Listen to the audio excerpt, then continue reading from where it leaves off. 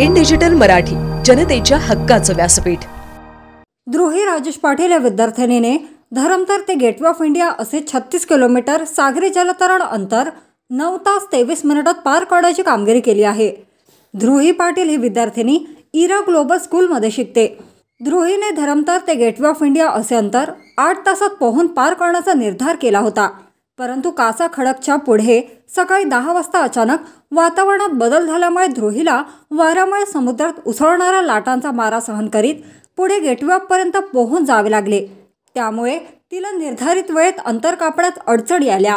द्रोही पाटील हिने मालवण, विजयदुर्ग, मुंबई येथे राज्यस्तरीय सागरी जलतरण स्पर्धेत उत्तम कामगिरी केली आहे। 20 ऑक्टोबर रोजी एलिफंटा ते गेटवे ऑफ इंडिया 12 किलोमीटर सागरी जलतरण अंतर 3 तास 30 मिनिटात पोहून पार केले। तिने जिल्हास्तरीय स्पर्धेत सुद्धा उत्तम कामगिरी केली आहे।